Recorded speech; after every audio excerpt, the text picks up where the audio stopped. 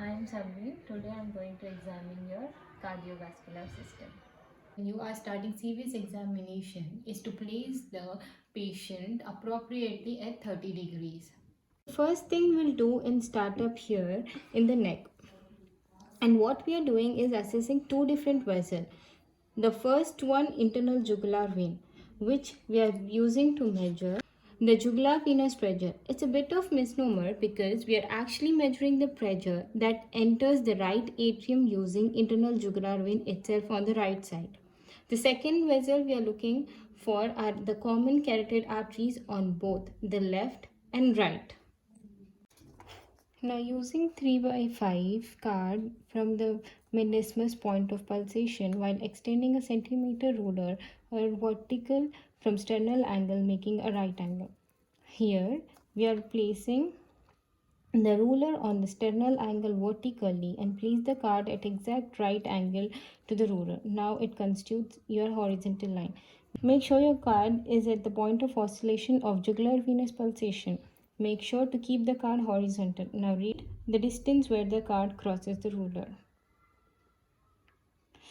So now moving on to the carotid pulse. Now I am going to palpate, feel within the groove just medial to the sternocleidomastoid. What I am going to do here is I am noting the amplitude and the contour. The amplitude being the strength of the pulse as I feel beneath my finger. Secondly, the contour or the way it changes over time.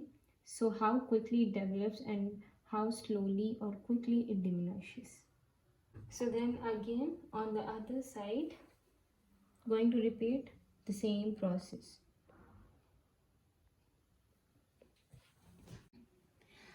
Now using the diaphragm of the stethoscope, listen carefully over the both arteries.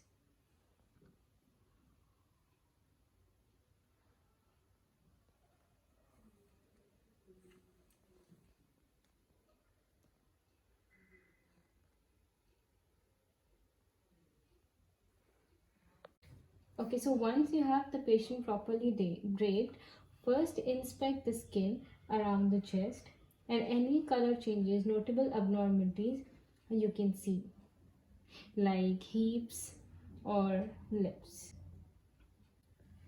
Now proceed with palpating the chest wall for heaps and thrills using the finger tabs.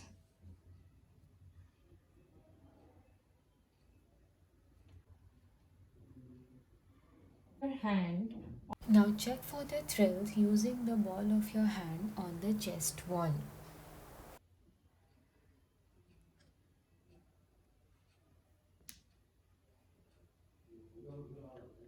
Now we are going to be palpating the left ventricular area at the point of the maximal impulse, which we can also call as PMI.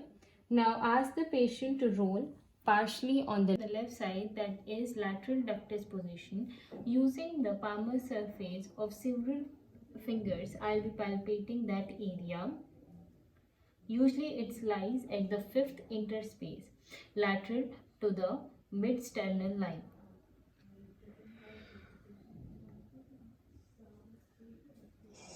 It generally feels like a gentle tap. I'm going to palpate the right ventricular area with patient supine and the head of the bed elevated at 30 degrees. Please stop breathing for few seconds. Now using the tip of my curved fingers, I'll be placing it on the third, fourth and fifth interspaces to feel the right ventricular impulse.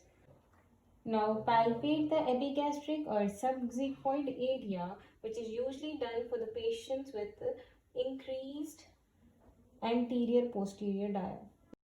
Now I'm gonna listen to your heart over various areas.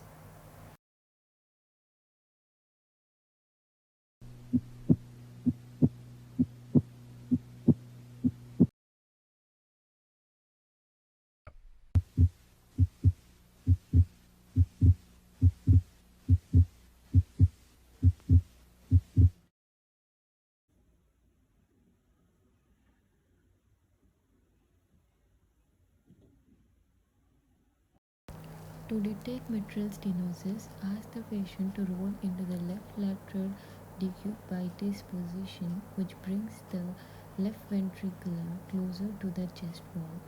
Place the bell of the stethoscope lightly on the apical impulse and listen carefully.